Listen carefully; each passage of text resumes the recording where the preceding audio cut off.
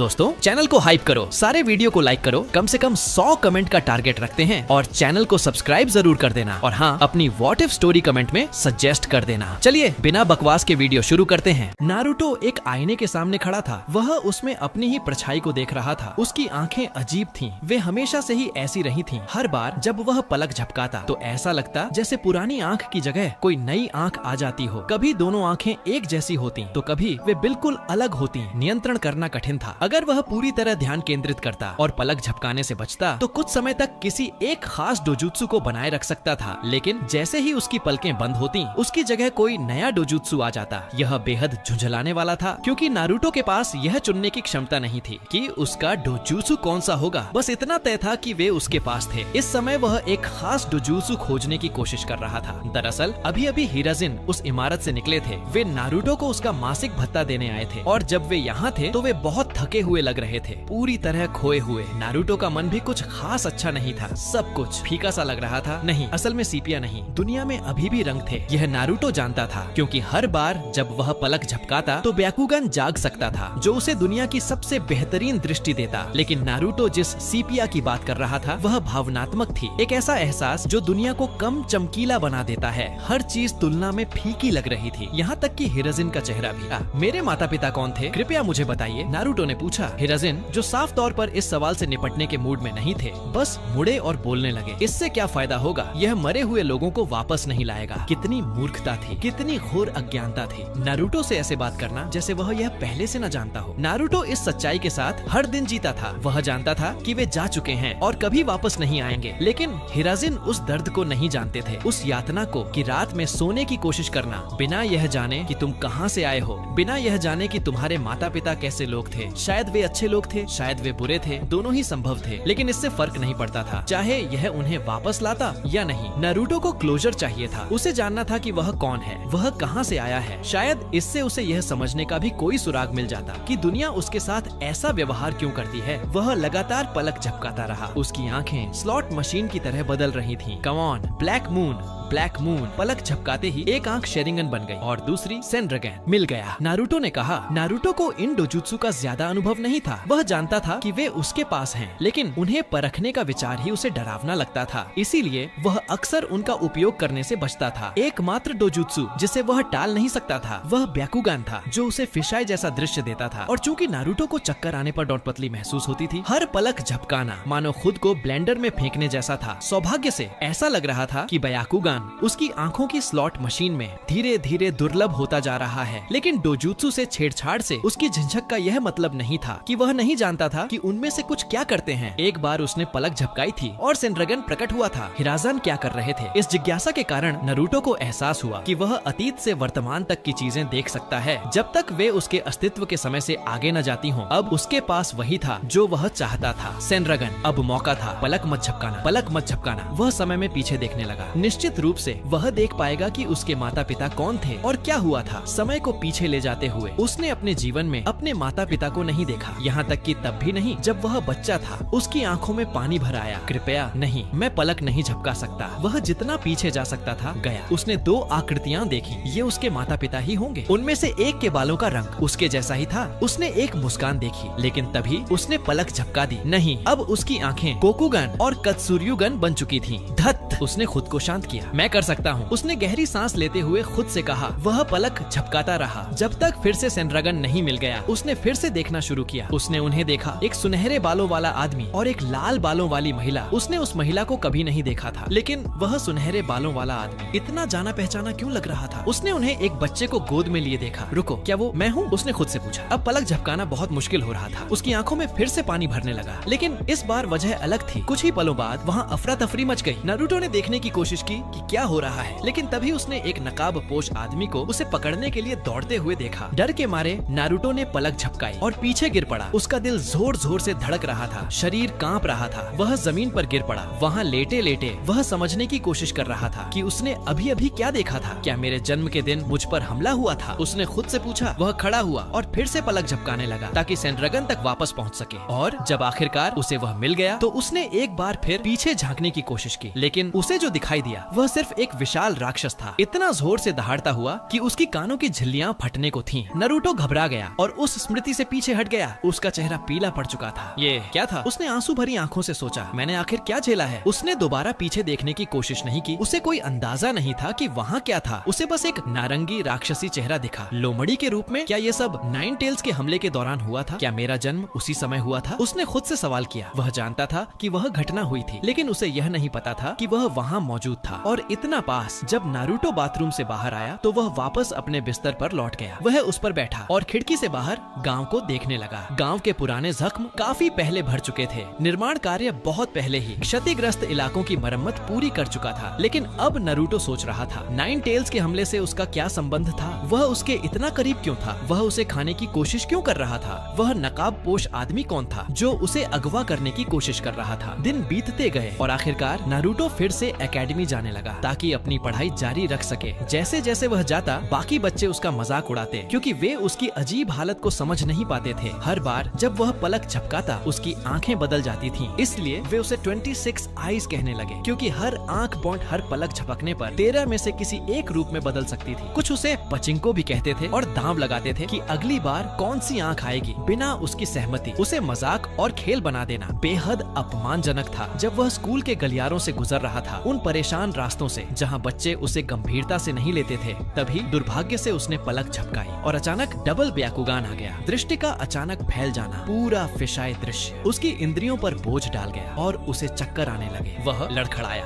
और एक लॉकर से जा टकराया और वह भी सस्के के ठीक बगल में। सस्के ने उसे नीचे देखा, बिल्कुल उदासीन नजर से। वैसे भी वह शायद ही कभी किसी के लिए चिंता दिखाता था। जब नारुतो खड़ा हुआ तो बाकी बच्चे उसकी ओर इशारा करके हंस रहे थे। एक पल के लिए उसकी नजर सस्के से मिली, एक शेरिंगन और एक कोकुगान। सस्के चौंक गया जब उसने शेरिंगन देखा जो एक पलक झपकते ही गायब हो गया। हंसी नारुतो को वहाँ से भगा ले गई और वह जल्दी से क्लास की ओर चला गया। सस्के ने अपना लॉकर बंद किया और नारुतो की हरकतों पर नजर रखी। सस्के आमतौर पर किसी में दिलचस्पी नहीं लेता था, लेकिन यह बात उसे उत्सुक कर रही थी कि उसका अपना डोजुत्सु नारुतो में कैसे हो सकता है। नारुतो न तो ह्यूगा था और न ही उचिहा, फिर भी उसके पास दोनों के डोजुत्सु थे। क्लास शुरू हुई और सस्के दूर से नारुतो को देखता रहा। इतने सारे डोजुत्सु हर पलक झपकने पर बदलते हुए वह आखिर देख कैसे पाता था? लगता था कि ज्यादातर डोजुत्सु उसकी दृष्टि को ज्यादा प्रभावित नहीं करते थे। सिवाय बयाकुगन के स्कूल के बाद सस्के ने नारुतो का पीछा किया। वह उसके पास जाकर बात करने लगा। उसने उसकी आंखों की ओर इशारा किया। तुम्हारी आंखों का क्या मामला है? नारुतो ने हंसकर कहा, तुम भी मजाक उड़ाने आए हो? सस्के ने सिर हिलाया। नहीं, आज मैंने तुम्हारी आंखों में शेरिंगन देखा। इसने मुझे जिज्ञासु बना दिया। तुम्हारे पास इतने सारे डोजुत्सु क्यों हैं? या शायद बेहतर सवाल ये है, तुम्हारे पास इतने सारे डोजुत्सु हैं कैसे? नारुतो ने कंधे उचका दिए। मुझे नहीं पता, किसी ने कभी मुझे बताया ही नहीं। क्या तुम्हारे माता पिता उचिहा थे? नारुतो ने सिर हिलाया। फूमा, ह्यूगा, चिनोइके? नारुतो ने फिर सिर हिलाया। मुझे उनके बारे में ज्यादा नहीं पता, बस इतना पता है कि उनमें से एक उजुमाकी थी। मैं बता सकता हूँ क्योंकि उसके बाल बहुत लाल थे। सस्के नारुतो की आंखों को देखने लगा। जैसे ही उसने पलक झपकाई, एक शेरिंगन प्रकट हुआ और तुरंत सेनरेगन में बदल गया। क्या तुम अपने डोजुत्सु बंद नहीं कर सकते? क्या वे हमेशा ऐसे ही बदलते रहते हैं? नारुतो ने सिर हिलाया। हाँ, हर बार पलक झपकाने पर कुछ भी आ जाता है, बिल्कुल रैंडम। मुझे नहीं पता इससे कैसे ठीक करूँ। तो तुम्हारे लिए अच्छी खबर है, सस्के ने कहा। मेरे पास शेरिंगन है, शायद मैं तुम्हें कुछ सिखा सकूं। सच में? नारुतो ने संदेह और उत्साह के मिश्रण से पूछा। सस्के ने सिर हिलाया। मैं नहीं जानता कि मैं तुम्हारे बाकी डोजुत्सु में मदद कर पाऊंगा या नहीं, लेकिन शायद मैं तुम्हें शेरिंगन को नियंत्रित करना सिखा सकूं। अगर मैं ऐसा कर पाया तो शायद तुम्हें बाकी डोजुत्सु बंद करना सिखा सकूं, या कम से कम शेरिंगन को लगातार चालू रखना ताकि ब्याकुगन जैसी खराब रोल का जोखिम न रहे। मैं कैसे करूं? नारुतो ने पूछा। सस्के ने उसे इशारे से बुलाया और कहा कि उसके साथ चले। वह नारुतो को एक ऐसी जगह ले गया जहाँ वे खुलकर प्रयोग कर सकते थे, लेकिन फिर भी निष्ठा बनी रहती। सस्के मुड़ा। ठीक है, मैं तुम्हें दिखाता हूँ। उसने एक पल के लिए आंखें बंद की और ध्यान केंद्रित किया। फिर उसने उन्हें झटके से खोला और डोजुत्सु का नाम पुकारा। शेरिंगन। सस्के का शेरिंगन जाग उठा, हर आंख में एक तुमोए के साथ। वे अभी नए शेरिंगन थे, लेकिन पूरी तरह सक्रिय थे। फिर उसने नारुतो की ओर देखा, जो पूरी तरह ध्यान लगाए देख रहा था। वाह, ये तो आसान लगता है, नारुतो ने कहा। लगता आसान है, सस्के ने कहा, लेकिन इसमें एक चाल है। फिर नारुतो ने कोशिश की। उसने आंखें बंद की और चिल्लाया, शेरिंगन। उसने आंखें खोली और दोनों आंखों में केत्सुर्युगन आ गया। क्या मैंने कर लिया? उसने पूछा। सस्के ने सिर हिलाया और पहले से ही उस सिर दर्द को कम करने के लिए अपनी आंखों के कोनों को दबा लिया, जो उसे पता था कि आने वाला है। नहीं, सिर्फ नाम चिल्लाना ही काफी नहीं है, यह सब चाक्रा फ्लो से जुड़ा है। शेरिंगन के अलग अलग रूप होते हैं और तुम किस रूप को बुलाते हो, ये इस पर निर्भर करता है कि तुम चाक्रा कैसे इस्तेमाल करते हो, कितना डालते हो और उसके पीछे तुम्हारा इरादा क्या है। इसके लिए ध्यान चाहिए। सस्के सस्के ने नारुतो की ओर देखा। ऐसे सोचो, कल्पना करो कि तुम्हारे पास एक पूंछ है, तुम्हारे पास नहीं है, लेकिन फिर भी कल्पना करो। अब उसे हिलाने की कोशिश करो। मैं उसकी कल्पना कर सकता हूँ, नारुतो ने कहा। सिर्फ कल्पना मत करो, सस्के ने कहा, उसे महसूस करने की कोशिश करो। सोचो कि वह अभी तुम्हारी पीठ से जुड़ी हुई है। अब उसे हिलाने की कोशिश करो। ओह, ये तो सच में मुश्किल है, नारुतो ने कहा। सस्के ने सिर हिलाया। बिल्कुल वैसा ही है। तुम्हारी आंख में बहुत सारे डोजुत्सु हैं। मुझे लगता है कि तुम इनके बीच इसलिए घूमते रहते हो क्योंकि ये तुम्हारे लिए पूरी तरह प्राकृतिक नहीं है। मुझे पता है कि इम्प्लांट्स को बंद नहीं किया जा सकता, शायद तुम्हारे साथ भी यही मामला है, लेकिन क्योंकि आंखों के इतने सारे रूप हैं, उन्हें समझ नहीं आता कि किस पर टिकना है। इसीलिए खुद को अपनी आंखों पर नियंत्रण में होने की कल्पना करो। डोजुत्सु के बीच फर्क को महसूस करो। किसी एक को बाहर आने के लिए इच्छा करो। चाक्रा को उस हिस्से में बहाओ और फिर डोजुत्सु का नाम पुकारो। इससे कल्पना डॉटेड हकीकत बन सकती है। नारुतो ने आंखें बंद की और उन 13 रूपों को गिनने लगा जो उसके पास थे। अभी उसे सिर्फ एक ही चाहिए था। वह जानता था कि कौन सा। उसने कभी आईने में दोनों आंखों में शेरिंगन देखा था। उसने याद करने की कोशिश की कि वह कैसा महसूस हुआ था। जब उसे एक मोटा मोटा एहसास हो गया तो उसने उसे नियंत्रित करने की कोशिश की। अपनी आंख के अंदर के हिस्से के प्रति सचेत होकर उसने जोर से चक्रा अपनी आंखों में बहाया ताकि पसंदीदा डोजुत्सु को बाहर ला सके। तनाव में उसने कहा शेरिंगन। जब उसने आंखें खोली तो एक आंख में शेरिंगन था और दूसरी में ब्याकुगन। नारुतो ने पलक झपकाई जिससे उसका ब्याकुगन बदल गया, लेकिन शेरिंगन वैसा ही रहा। तुम आधे रास्ते पहुंच गए हो, सस्के ने कहा, लेकिन दोनों आंखों में होना चाहिए। नारुतो ने फिर कोशिश की। शेरिंगन। अब दोनों आंखें शेरिंगन थीं और हर बार पलक झपकाने पर वे वैसे ही बनी रही। लो, अब हो गया, सस्के ने कहा। नारुतो हैरान था। क्या ये दूसरे डोजुत्सु के साथ भी काम करता है? सस्के ने कंधे उचका दिए। मेरे पास तो सिर्फ शेरिंगन है, मैं नहीं बता सकता कि कौन सा काम करेगा और कौन सा नहीं। तुम कोशिश कर सकते हो, मुझे कोई वजह नहीं दिखती कि यह काम क्यों नहीं करेगा। नारुतो ने आंखें बंद की। उसने वही प्रक्रिया दोहराई, लेकिन इस बार किसी और डोजुत्सु के साथ। जब उसने एक चुन लिया तो उसने पहले की तरह जोर लगाया। ब्याकुगन। अचानक जब उसने आंखें खोली तो दोनों आंखों में ब्याकुगन था। वाह, ये तो काम करता है। नारुतो अलग अलग दिशाओं में झुकने लगा। वह गिरने ही वाला था कि सस्के ने उसे पकड़ लिया। दोनों थोड़ा हंसे। नारुतो अब अपने डोजुत्सु बदलने लगा, लेकिन इस बार वह नियंत्रण में था। क्या तुम उन्हें बंद कर सकते हो? सस्के ने पूछा। नारुतो ने कोशिश की, लेकिन ऐसा नहीं लगा कि वह कर पा रहा है। उसने जोर लगाया, लेकिन कुछ नहीं हुआ। शायद इसलिए क्योंकि मुझे कोई ऐसा समय याद नहीं जब ये डोजुत्सु नहीं थे। नारुतो ने कहा। शायद, सस्के ने कहा। खैर, अभी के लिए इतना भी ठीक है। ऐसा डोजुत्सु चुनो जिसमें रहना आसान हो और जिसमें सबसे कम चक्रा लगे। नारुतो ने फिलहाल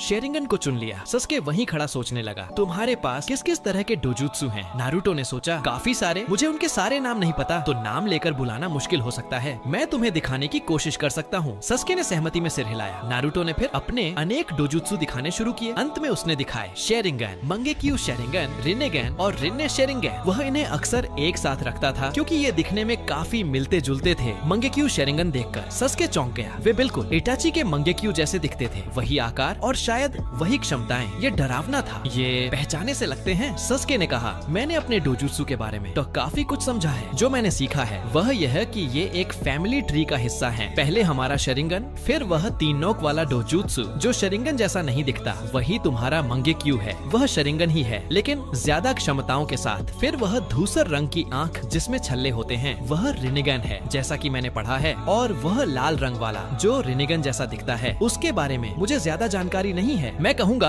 कि यह बस रिन्नेगन का ही एक और रूप है, सस्के ने कहा। लेकिन मुझे पूरा यकीन नहीं है इस तथ्य को देखते हुए कि इसे पूरी तरह अलग डोजुत्सु की तरह माना जाता है। मुझे लगता है हमें भी इसे अलग ही मानना चाहिए। यह रिन्नेगन और शेरिंगन दोनों को एक साथ दर्शाता सा लगता है, तो फिलहाल इसे रिन्ने शेरिंगन कह सकते हैं, अगर तुम्हें ठीक लगे। नारुतो ने सिर हिलाया। कम से कम कुछ तो है। सस्के को थोड़ा जलन महसूस हुई कि नारुतो ऐसे डोजुत्सु जगा सकता है जिन्हें उचिहा क्लैन वर्षों से नहीं जगा पाया था। लेकिन उस भावना में उलझने के बजाय उसके मन में एक विचार आया। मेरे साथ चलोगे? मैं तुम्हें कुछ दिखाना चाहता हूँ। सस्के दौड़ पड़ा और नारुतो उसके पीछे पीछे चल दिया। वे पुराने उजड़े हुए उचिहा क्लैन कंपाउंड से गुजरे। नारुतो ने क्रेस्ट देखकर चारों ओर देखा। क्या यही वह जगह है जहाँ तुम रहते थे? सस्के ने सिर हिलाया। यह मेरे जीवन के 7 सालों तक मेरा घर था, लेकिन फिर सब कुछ नष्ट हो गया। मुझे अफसोस है, नारुतो ने कहा। सस्के चलता रहा। वह अतीत पर और ज्यादा सोचने नहीं चाहता था। यहाँ होना ही काफी कठिन था। वे सड़कों से होते हुए दौड़ते रहे और कंपाउंड के किनारे पहुँचे, फिर नाका रिवर के किनारे किनारे चलने लगे। अपनी यात्रा जारी रखते हुए वे अपने गंतव्य तक पहुँचे, नाका श्राइन। यह कभी उचिहा के लिए छिपने की सुरक्षित जगह हुआ करती थी और कभी वह स्थान भी जहाँ वे अपने विद्रोह की योजना बनाते थे। अंदर जाने के बाद सस्के नारुतो को और भीतर ले गया। वहाँ उन्हें पत्थर की वह पट्टिका मिली। कहा जाता था कि यह पट्टिका the sage of six paths उचिहा के पूर्वज द्वारा लिखी गई थी। अपने शेरिंगन से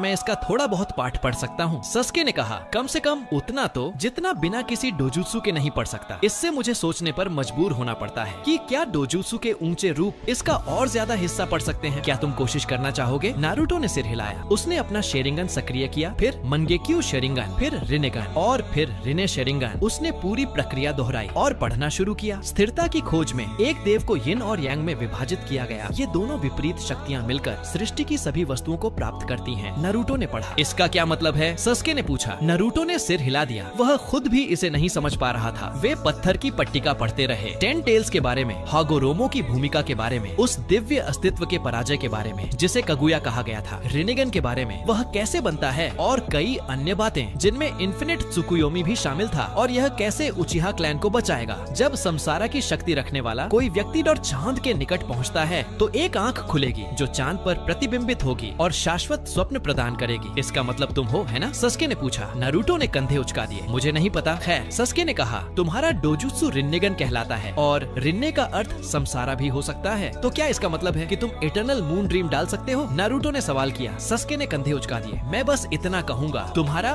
मंगेक्यू शेरिंगन तो मेरे भाई के शेरिंगन जैसा ही दिखता है और मेरे भाई के पास त्सुकुयोमी नाम की एक तकनीक थी जो इस इन्फिनिट त्सुकुयोमी से काफी मिलती जुलती लगती है। शायद दोनों जुड़े हुए हों। नारुतो नहीं जानता था, लेकिन मान लो मेरे पास ऐसी तकनीक है भी। नारुतो ने कहा, तो मैं उसका करूंगा ही क्या? ये पट्टिका कहती है कि यह उचिहा क्लैन को बचा सकती है, लेकिन समस्या ये है कि तुम्हारा क्लैन अब मौजूद ही नहीं है। मैं किसी ऐसी चीज की रक्षा नहीं कर सकता जो अस्तित्व में ही नहीं है। बुरा मत मानना। सस्के ने हाथ उठाकर उस बात को टाल दिया, जैसे कह रहा हो कि कोई बात नहीं, मैं तुमसे यह सब करने को नहीं कह रहा। सस्के ने कहा, बस इतना है कि ये पट्टिका मेरे क्लैन के इतिहास का हिस्सा है और मुझे लगता है कि इसके बारे में जानना मेरे लिए जरूरी है। और चूंकि तुम्हारे पास वह डोजुत्सु है तो शायद तुम्हारे लिए जानना भी उतना ही जरूरी हो। नारुतो सोच में पड़ गया। लेकिन मेरे दूसरे डोजुत्सु का क्या? मेरे पास सिर्फ शेरिंगन नहीं है, मेरे पास कई ऐसे डोजुत्सु हैं जिन्हें मैं समझता ही नहीं। शायद हम ह्यूगा से बात कर सकते हैं। सस्के ने कहा, अगर मेरे पिता जिंदा होते तो मुझे यकीन है कि उन्हें इसके बारे में बहुत कुछ पता होता, लेकिन चूंकि वे नहीं हैं, तो सबसे अच्छा विकल्प है ह्यूगा क्लैन के एल्डर से पूछना। सॉरी, हम? नारुतो ने पूछा। सस्के एक पल को रुका। मतलब अगर तुम नहीं चाहो तो मुझे जाने की जरूरत नहीं है। नारुतो ने सिर हिलाया और सस्के को गले लगा लिया। नहीं, मैं चाहता हूँ कि तुम भी चलो। सस्के ने आंखों के कोने से नारुतो को देखा। अगर यही तुम चाहते हो तो वही मैं भी चाहता हूँ, नारुतो ने कहा। सस्के ने फिर कहा, तो मुझे लगता है हमें घर जाना चाहिए, हमें आराम करना चाहिए। नारुतो ने सहमति दी। वे श्राइन से बाहर निकले और कंपाउंड की ओर लौट चले। उसे पार करने के बाद कोनोहा के भीतर पहुँचते ही दोनों अलग अलग दिशाओं में अपने अपने घर चले गए। घर पहुँचते ही नारुतो ने खुद को तरोताजा किया, कुछ खाने को लिया और पूरा दिन इस बात पर सोचता रहा कि वह अगली सुबह क्या कहेगा। उसके बाद वह सो गया। अगले दिन जब वह उठा तो उसने सास्के से मुलाकात की और दोनों साथ साथ डॉट क्लैन हेड हियाशी से मिलने निकल पड़े। ह्यूगा क्लैन कंपाउंड में प्रवेश करते हुए वे ह्यूगा क्लैन के एक सदस्य से हियाशी से मिलने के बारे में बात करते हैं, लेकिन उन्हें बताया जाता है कि वह इस समय बहुत व्यस्त हैं और उन्हें इंतजार करना होगा। निराश होकर वे अपनी बारी के लिए बाहर बैठ जाते हैं। इसी दौरान उन्हें कुछ अजीब महसूस होता है। अरे वो कौन है? नारुतो पूछता है और उस दिशा में उंगली से इशारा करता है जहाँ से कोई उन्हें देख रहा था। जैसे ही वह इशारा करता है वह व्यक्ति छिप जाता है। दोनों जांच करने के लिए आगे बढ़ते हैं। लड़की पकड़े जाने के कारण घबरा जाती है और भागने लगती है, लेकिन मोड़ पर बहुत तेजी से मुड़ने के कारण उसका संतुलन बिगड़ जाता है और वह जमीन पर गिर जाती है। वह डर के मारे ऊपर देखती है और नेजी को अपने सामने खड़ा पाती है। उसके चेहरे पर वही सख्त आलोचनात्मक भाव था। लेडी हिनाता, इसका क्या अर्थ है? नेजी पूछता है। नारुतो और सस्के वहाँ पहुँच जाते हैं। ओह, ये तो वही हिनाता लड़की है। लेडी हिनाता से तुम्हारा क्या काम है? नेजी पूछता है। सस्के कंधे उचका देता है। हम उससे भी यही पूछने वाले थे। हमें जानना था कि वह हम पर नजर क्यों रख रही थी। हिनाता खड़ी होती है और अपने कपड़ों से धूल झाड़ने लगती है। वह बोलते समय अपना चेहरा उनसे घुमाए रखती है। मैं बस जिज्ञासु थी कि मेरे दो सहपाठी यहाँ क्या कर रहे हैं। सस्के और नारुतो एक दूसरे को देखते हैं, फिर वापस उसकी ओर। तुमने हमसे सीधे पूछ क्यों नहीं लिया? नारुतो ने पूछा। हिनाता ने कंधे उचका दिए। तुम्हें हमसे भागने की जरूरत क्यों पड़ी? सस्के ने पूछा। नेजी ने हिनाटा की ओर देखा और उनके मतभेदों के बावजूद उसके मन में करुणा उमड़ आई। काफी सवाल हो चुके। लेडी हिनाता आसानी से डर जाती है। यही जवाब काफी है। ओह, वह बस शर्मीली है। नारुतो ने कहा, अच्छा तो यह बात है, तो वह हमें बता क्यों नहीं सकती थी कि वह शर्मीली है? सस्के ने भ्रम में नारुतो की ओर देखा। अगर वह बात करने के लिए बहुत शर्मीली है तो वह हमें कैसे बताएगी कि वह शर्मीली है? नारुतो हंस पड़ा। ओह हाँ, मैं भूल गया। इसके कुछ ही देर बाद नारुतो और सस्के को हियाशी के कार्यालय में बुलाया गया। जैसे ही वे पास पहुँचे, क्लैन हेड ने उनका स्वागत किया। उन्होंने उसे झुककर अभिवादन किया और उसने उन्हें बैठने का इशारा किया। नारुतो बाईं ओर बैठ गया और सस्के दाईं ओर। तो मैं तुम दोनों के लिए क्या कर सकता हूँ? हियाशी ने पूछा। हम जानना चाहते थे कि क्या आप मेरे पास मौजूद कुछ डोजुत्सु की पहचान करने में हमारी मदद कर सकते हैं? नारुतो ने कहा। हियाशी ने सिर हिलाया। हाँ, मैंने सुना था कि एक बच्चा ऐसा पैदा हुआ है जिसमें कई डोजुत्सु का मिश्रण है। बेझिझक उन्हें दिखाओ, मैं पहचानने की कोशिश करूंगा। नारुतो ने सबसे पहले ब्याकुगन दिखाया। मेरे पास ये है जिसे आप जरूर पहचानते होंगे। इसके बाद उसने अन्य रूप दिखाए, जुगैन और टेंसेगन। क्या आप इन्हें जानते हैं? हियाशी ने ध्यान से देखा। जो आंख फूल के आकार जैसी है, मुझे लगता है मैं उससे परिचित हूँ। ह्यूगा क्लैन में कुछ किंवदंतियां प्रचलित हैं। कहा जाता है कि यह हमूरा ओत्सुत्सुकी की आंख थी, जो हगोरोमो का भाई था। हमूरा हमारे पूर्वज होने के नाते ब्याकुगान का जनक है, ठीक वैसे ही जैसे हगोरोमो उचिहा के शरिंगन का जनक है। कहा जाता है कि हमूरा के पास ऐसा डोजुत्सु था कि उसके सामने ब्याकुगान भी फीका पड़ जाता था। यह कहा गया कि वह कमल या फूल के आकार में प्रकट होता था। हमने उसे कभी अपनी आंखों से नहीं देखा, इसीलिए यह आश्चर्यजनक है कि तुम्हारे पास यह मौजूद है, लेकिन बाकी डोजुत्सु के बारे में हम नहीं जानते। ये ब्याकुगन जैसा लगता है, पर मैंने इसे पहले कभी नहीं देखा। मुझे खेद है, मैं इसमें मदद नहीं कर सकता। नारुतो समझ गया। उसने अपनी आंखें फिर बदली और ये वाला ये भी ब्याकुगन जैसा था, लेकिन थोड़ा अलग। हियाशी ने ध्यान से देखा। जानते हो, हमने इससे मिलता जुलता कुछ देखा है। यह हाल की कहानी है, इसीलिए अजीब है कि यह अभी सामने आए। लैंड ऑफ वाटर में एक लड़का था जो मिस्ट के 7 निंजा सोर्ड्समैन में से एक के साथ रहता था। उसका नाम रनमारू था। उसकी आंख भी इसी तरह की थी। उसके कार्य ब्याकुगन जैसे थे, लेकिन कुछ मामलों में वह उससे बेहतर थी। उसमें गेंजुत्सु डालने की क्षमता भी थी और वह गेंजुत्सु के प्रति कुछ हद तक प्रतिरोधी भी था। इस मामले में वह शरिंगन से बहुत अलग नहीं थी। नेजी मजाक में उसे ब्याकु शरिंगन कहता था, लेकिन अंत में हम उसका असली नाम कभी नहीं जान पाए, इसलिए हमने उसे बस रनमारू का डोजुत्सु कहकर दर्ज कर दिया। नारुतो ने समझ लिया और यह उसने केत्सुर्युगन दिखाया। वह चिनोए के क्लैन का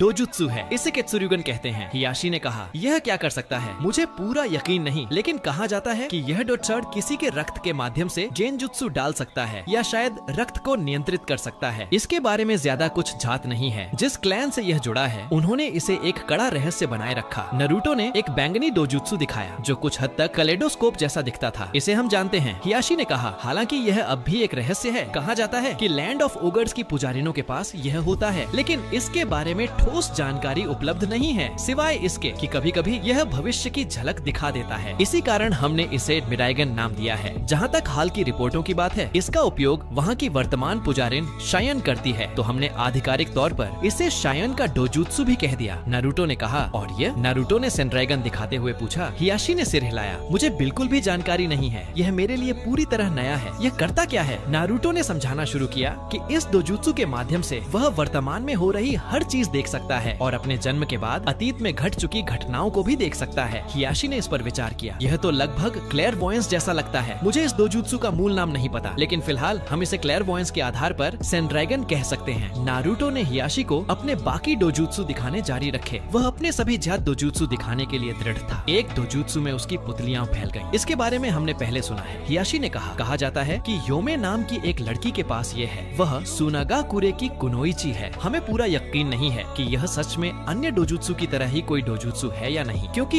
यह केवल पुतलियों को फैलाता है, जो सैद्धांतिक रूप से कोई भी शिनोबी अभ्यास से कर सकता है। लेकिन चूंकि यहाँ यह अपने अलग डोजुत्सु के रूप में प्रकट हो रहा है, तो शायद हमें इस पर दोबारा विचार करना चाहिए। क्या और भी कोई है? हियाशी ने पूछा। नारुतो ने सिर हिलाया। मेरे पास एक और है। नारुतो ने एक काली आंख दिखाई जिसमें कुछ स्पोक्स जैसे निशान थे। हियाशी ने ध्यान से देखा। ये तो पिज्जा जैसा दिखता है, उसने कहा। हालांकि मुझे नहीं लगता कि पिज्जागॉन इसके लिए अच्छा नाम होगा। ये करता क्या है? नारुतो ने कंधे उचका दिए। मैंने इसे अभी तक परखा नहीं है। मैंने हाल ही में अपने डोजुत्सु को नियंत्रित करना सीखा है। पहले तो हर बार पलक झपकते ही ये बदल जाते थे। हियाशी फिर से बैठ गया। खैर, यह एक काली आंख है, तो सरलता के लिए हम इसे ब्लैक आई या कोकुगान कह सकते हैं। ये कैसा लगेगा? नारुतो मुस्कुराया। मुझे तो ये काफी अच्छा लग रहा है, मुझे पसंद है। हियाशी ने सिर हिलाया। बेशक यह धर्म चक्र जैसा भी दिखता है, तो सच कहूँ तो इसे हुगान कहना ज्यादा उचित होता, लेकिन लगता है किशिमोटो का शब्द ही कानून है। फिर हियाशी ने कहा, ईमानदारी से कहूँ तो तुम्हारे पास इतने सारे डोजुत्सु होना काफी हैरान करने वाला है। ये थोड़ा खतरनाक भी है। मैं तुम्हें सलाह दूंगा कि नेजी के जैसे एक कर्स मार्क पर विचार करो। करो। नारुतो ने सस्के की ओर देखा, जिसने सिर हिलाकर मना कर दिया। मैं अभी के लिए मना करता हूँ। नारुतो ने कहा। हियाशी खड़ा हुआ। ठीक है, तुम बाद में भी इसे चुन सकते हो, लेकिन नारुतो, तुम्हें सच में अपने डोजुत्सु के साथ प्रशिक्षण करना चाहिए। उनके साथ प्रयोग करो और देखो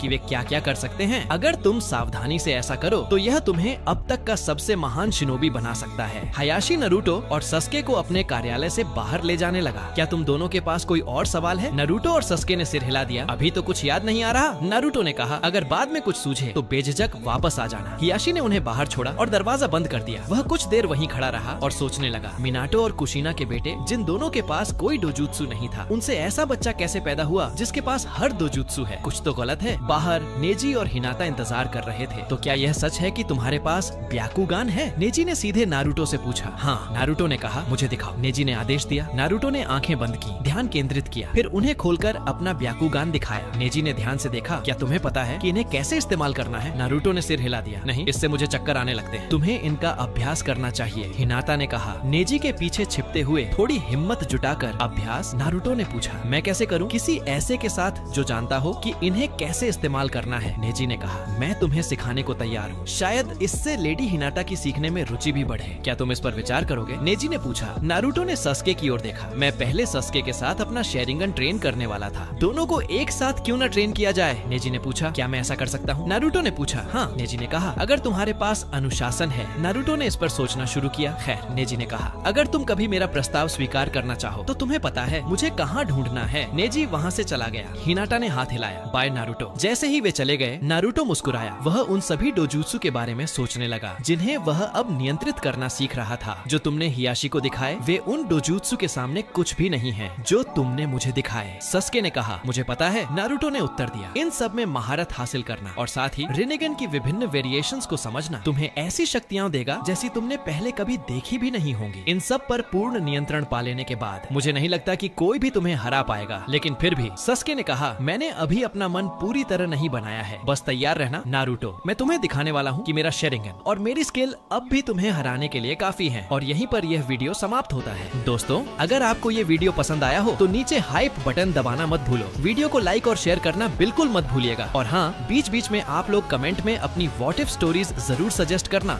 ताकि हम अगले एपिसोड में आपकी पसंद की कहानी लेकर आएं। आने वाला वीडियो मिस न हो, इसके लिए चैनल को सब्सक्राइब जरूर करें। आपका प्यार और सपोर्ट ही हमें और भी रोमांचक कहानियाँ लाने की ताकत देता है। यहीं पर इस वीडियो को खत्म करते हैं। मिलते हैं अगले वीडियो में। Everybody knows that I'm breaking down. Everybody knows I ain't faking now. Everybody knows my heart's vacant now. Yeah, she hates me now, I made mistakes, but now I don't ever wanna be alone. I don't really ever feel at home. On my own, in the zone, that's the only way I know. Feeling low, about to blow back up. Here I won't ever let the doubt creep in. Gotta pop a couple more aspirin. I don't think I'll ever let you in. Easier to break it off best friends. I don't really understand myself. I don't really understand, need help. I don't wanna be left on the shelf. Couldn't even hear me if I yelled. It's so cold. दोस्तों, channel को hype करो, सारे video को like करो, कम से कम 100 comment का target रखते हैं और चैनल को सब्सक्राइब जरूर कर देना। और हाँ, अपनी व्हाट इफ स्टोरी कमेंट में सजेस्ट कर देना। चलिए, बिना बकवास के वीडियो शुरू करते हैं।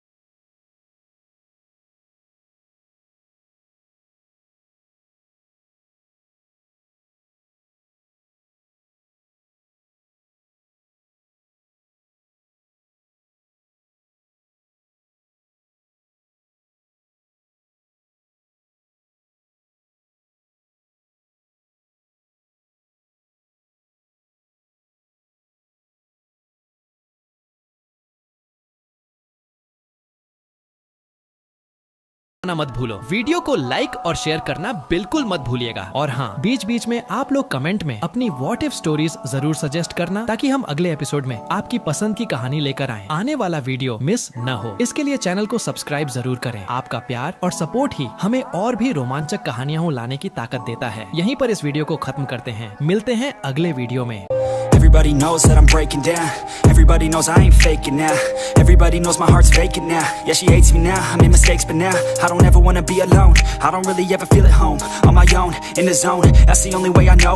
Feeling low, about to blow back up. Here I never let the doubt creep in. Gotta pop a couple more aspirin. I don't think I'll ever let you in. Easier to break it off best friends. I don't really understand myself. I don't really understand, need help. I don't wanna be left on the shelf. Couldn't even hear me if I yelled. It's so cold. दोस्तों, channel को hype करो, सारे video को like करो, कम से कम 100 comment का target रखते हैं और चैनल को सब्सक्राइब जरूर कर देना। और हाँ, अपनी व्हाट इफ स्टोरी कमेंट में सजेस्ट कर देना। चलिए बिना बकवास के वीडियो शुरू करते हैं। नारुतो ह्यूगा क्लैन के कंपाउंड में बाहर बैठा हुआ था। उसके पास हिनाता बैठी थी, जो पहले अजीब सा माहौल हुआ करता था, वह धीरे धीरे एक गहरी दोस्ती में बदल गया था। नेजी ज्यादा दूर नहीं था, लेकिन हमेशा की तरह अपने ही काम में लगा हुआ था। इस समय हियाशी कोनोहा के आदेश पर अपना मेडिकल चेकअप करवा रहा था। वह अब अपने प्राइम में नहीं था, फिर भी वह अब भी काफी ताकतवर था। इन्हीं वजहों से वह इस बात को लेकर थोड़ा असमंजस में था कि उसे सच में यह चेकअप करवाना भी चाहिए या नहीं। लेकिन यह इतना जरूरी था कि उसने आखिरकार इसे करवाने का फैसला कर लिया। ज्यादातर लोगों की नजर में हायाशी जिनचुरिकी बनने के लिए सबसे अच्छा विकल्प नहीं था। और सच कहें तो टेल्ड बीस्ट लेने के बाद के शुरुआती कुछ दिनों में उसे अचानक उल्टी और पेट से जुड़ी परेशानियां झेलनी पड़ी थी। अब वह लगभग पूरी तरह ठीक था, लेकिन फिर भी हिरोजेन जरूरत से ज्यादा सतर्क था। वह हियाशी या नाइनटेल्स को कोई जोखिम में नहीं डालना चाहता था, इसीलिए यह अपॉइंटमेंट अनिवार्य थी। जब हियाशी सहयोग कर रहा था, डॉक्टर ने अपनी जांच पूरी की। लगता है तुम्हारे शरीर ने नाइनटेल्स की शक्ति को स्वीकार कर लिया है, डॉक्टर ने कहा। मुझे भी ऐसा ही लगा, हियाशी बोला, लेकिन उन शुरुआती हफ्तों में मैं इतनी बार बीमार क्यों पड़ रहा था? डॉक्टर ने समझाया, क्योंकि तुम्हारा शरीर डॉट चाक्रा की अचानक बड़ी मात्रा के साथ तालमेल बिठा रहा था और साथ ही यह तय कर रहा था कि वह इस बाहरी सत्ता को अस्वीकार करे या नहीं। लेकिन अब ऐसा लगता है कि तुम पूरी तरह स्वस्थ हो। डॉक्टर ने अपनी लाइट वापस जेब में रखी, अपनी सफेद चिन स्ट्रैप दाढ़ी को सहलाया और उंगलियों से बालों को ठीक किया, यह सुनिश्चित करते हुए कि सब कुछ सही जगह पर है। आज का उद्देश्य सिर्फ यह देखना नहीं था कि तुम्हारे शरीर ने नाइनटेल्स को स्वीकार किया है या नहीं, डॉक्टर बोला, बल्कि यह भी देखना था कि तुम उसकी शक्ति को उपयोग करना शुरू करने के लिए काफी फिट हो या नहीं। और दोनों ही सवालों का जवाब जोरदार हाँ है। हियाशी खड़ा हुआ। तो फिर यह सुखद अनुभव रहा, डॉक्टर सिंजू, उसने हाथ बढ़ाते हुए कहा। सफेद बालों वाले आदमी ने अपनी नारंगी रंग की ऐनक के पीछे से मुस्कुराते हुए कहा, अरे हियाशी, हम एक दूसरे को काफी समय से जानते हैं, मुझे बस अमाडो कहो। हियाशी भी मुस्कुराया। जरूर। बाहर निकलते हुए हियाशी डॉक्टर की तारीफ करता रहा, यह कहते हुए कि उसे गर्व है कि होकागे के निजी चिकित्सक ने उसकी जांच की। खैर, यह कुछ हद तक मेरा काम ही है, अमाडो बोला। मैं न सिर्फ होकागे को असाइंड हूँ, बल्कि नाइनटेल्स के जिनचुरिकी को भी। तो उस हिसाब से अब मैं आधिकारिक रूप से जिंदगी भर के लिए तुम्हारा निजी डॉक्टर हूँ। इसका इंतजार काफी समय से था। हियाशी बोला, हम सालों से एक दूसरे को जानते हैं। मुझे खुशी है कि अब मेरा दोस्त ही मेरा डॉक्टर है। जैसे ही वे बाहर आए, अमाडो की नजर नारुतो पर पड़ी, जो वहाँ बैठा था, हमेशा की तरह दुनिया से बेखबर। हियाशी उससे बातचीत करने की कोशिश कर रहा था, लेकिन नारुतो ध्यान नहीं दे रहा था। क्या देख रहे हो? हियाशी ने पूछा। अमाडो बात टालने की कोशिश करता है, लेकिन हियाशी समझ गया, हाँ वह नारुतो है। हियाशी बोला, 4th होकागे और उनकी पत्नी का बेटा। लेकिन यह बताने की जरूरत नहीं है ना? तुम तो वहाँ मौजूद थे जब वह पैदा हुआ था। अमाडो ने कहा, मैंने ही उसका जन्म कराया था। फिर उस आदमी ने हमला किया। हियाशी ने सिर हिलाया जब वह उसकी बात सुन रहा था। अफसोस है कि तुम उस आदमी की पहचान नहीं कर पाए। हियाशी बोला, तुम ही एकमात्र सर्वाइवर थे और मेरे पास यह स्कार है जो इसका सबूत है। अमाडो बोला। अमाडो कुछ सोचता हुआ लगा, फिर उसने सीधे सवाल पूछ लिया, क्या मैं नारुतो की एक छोटी सी जांच कर सकता हूँ? मैं बस देखना चाहता हूँ कि वह कैसा है। तुम नारुतो की जांच करना चाहते हो? हियाशी ने पूछा। अमाडो मुस्कुराया। पुराने दिनों की याद के लिए लॉर्ड 4th के अधीन काम करते हुए मेरे युवा दिनों की याद आ जाएगी। हियाशी हंसा। तो बिल्कुल बेझिझक हियाशी ने नारुतो को बुलाया। नारुतो अभी हिनाता से बात कर रहा था कि अचानक हियाशी ने उसे बुला लिया। वह चलकर आया। क्या हुआ नारुतो? हियाशी बोला, ये है डॉक्टर अमाडो संजू, ये मेरे नए पर्सनल फिजिशियन हैं। इन्होंने पूछा है कि क्या ये तुम्हारी भी जांच कर सकते हैं? नारुतो को थोड़ा शक हुआ। मुझे नहीं पता, मैं वादा करता हूँ कोई सुई नहीं चुभेगी। अमाडो ने कहा, पूरी तरह पेनलेस जांच होगी। उसने नारुतो को भरोसा दिलाने की कोशिश की। नारुतो ने हार मानती हुई मुस्कान दी। ठीक है डॉक्टर अमाडो। हियाशी, नारुतो और डॉक्टर वापस अंदर चले गए। क्या कोई खास वजह है जिसके लिए आप यह करना चाहते हैं? नारुतो ने बैठते हुए पूछा। नारुतो थोड़ा हाइपोकॉन्ड्रिया था। वह किसी किताब में डॉट नई बीमारी पढ़ ले तो खुद में उसके सारे लक्षण महसूस करने लगता था। इसीलिए जब कोई डॉक्टर अचानक उसकी जांच करना चाहता है तो उसके दिमाग में सबसे पहले कोई गंभीर जानलेवा बीमारी ही आती है जो उसे अभी तक पता नहीं चली। लेकिन हियाशी ने उसे भरोसा दिलाया कि सब ठीक है। डॉक्टर अमाडो बस उसका चेकअप करना चाहते थे। वह तुम्हारे दोनों माता पिता का निजी डॉक्टर था। नरूटो की आंखें चमक उठी। सच में? अमाडो मुस्कुराया। हाँ, आप उनके बारे में मुझे क्या बता सकते हैं? नरूटो ने पूछा। अमाडो यादों में खो गया। तुम्हारे माता पिता उन सबसे खुश लोगों में से थे जिनसे मैं कभी मिला हूँ। तुम्हारी माँ और पिता गाँव में अपनी उम्र और पद के बावजूद काफी हद तक अपरिपक्व लगते थे। खैर, पूरी तरह नहीं। उनमें एक खास तरह की समझ थी जो यह बताती थी कि वे जानते थे कि वे क्या कर रहे हैं, लेकिन फिर भी वे एक दूसरे के साथ और अपने दोस्तों के साथ मजाक करने से पीछे नहीं हटते थे। मैं खुद कई बार उनका शिकार बना। नारुतो जैसा ही लगता है, हायाशी ने हंसते हुए कहा। क्या आपने कभी उनके साथ पलटकर मजाक किया? नारुतो ने उत्साह और जिज्ञासा से भरी मुस्कान के साथ पूछा। अमाडो ने सिर हिलाया। नहीं, मजाक करना मेरे स्वभाव में नहीं था। मैं ज्यादा गंभीर किस्म का इंसान था। मिनाटो और कुशिना मुझे हमेशा कहते रहते थे कि मुझे थोड़ा रिलैक्स होना चाहिए, लेकिन मैं कभी नहीं हुआ। क्या आप उनके बारे में कोई कहानी सुना सकते हैं? नारुतो ने पूछा। अमाडो ने सिर हिलाया। एक याद आती है, तुम्हारे जन्म से पहले जब तुम अभी अपनी माँ के गर्भ में थे, वह अक्सर मेरे पास आती थी यह सुनिश्चित करने के लिए कि तुम ठीक हो। वह हमेशा कहती थी कि कुछ गड़बड़ सी लग रही है। एक हमेशा खुश रहने वाली महिला के लिए तुम्हारी माँ काफी हाइपोकॉन्ड्रियक थी। लगता था जैसे वह हर हफ्ते मेरे पास आ रही हो और मुझे इससे कोई आपत्ति नहीं थी। गाँव में सर्जन जनरल के सबसे नजदीकी व्यक्ति होने के नाते मुझे अक्सर दूसरों की मदद करने का मौका नहीं मिलता था, क्योंकि मैं ज्यादातर दूसरे डॉक्टरों का नेतृत्व करने और हमारे मेडिकल सिस्टम्स को एकजुट रखने में व्यस्त रहता था। मैं हर बार उनका ब्लड चेक करता था ताकि यह सुनिश्चित हो सके कि तुम और वह दोनों ठीक हो। वह तुमसे बहुत प्यार करती थी, तुम्हें जानने से पहले भी। ये बहुत दुखद है कि वह तुम्हारे साथ ज्यादा समय नहीं बिता सकी। गर्भावस्था के दौरान नाइन टेल्स भाग निकला क्योंकि किसी दुष्ट व्यक्ति ने डॉट टेल्ड बीस्ट की शक्ति पाने की कोशिश की थी। आखिरकार तुम्हारे पिता ने उस आदमी को हरा दिया, लेकिन वह बीस्ट को भागने से नहीं रोक पाए। तुम्हारी माँ तुम्हें उससे बचाने की कोशिश में मारी गयी और तुम्हारे पिता भी, जिन्होंने मरते समय उस बीस्ट को अपने साथ सील कर लिया। हिराजान के लिए उसे वापस लाना काफी बड़ी उपलब्धि थी। आमतौर पर शिनिगामी जो लेता है वह उसे वापस नहीं करता, लेकिन हिराजान, वह चालाक शैतान, किसी तरह नाइन टेल्स को वापस ले आया। यह जानकर मुझे सुकून मिलता है कि मिनाटो अब भी उस चीज के अंदर बंद नहीं है। मुझे उम्मीद है कि वह स्वर्ग पहुँचे होंगे। अमाडो ने नारुतो के चेहरे पर उदासी देखी और समझ गया कि उसने क्या कर दिया है। मुझे माफ करना, मेरा तुम्हें दुखी करने का इरादा नहीं था। सच कहूँ तो तुम्हारे माता पिता आज तुम्हें देखकर बहुत गर्व महसूस करते और मैं भी करता हूँ। इसके बाद अमाडो ने डॉक्टर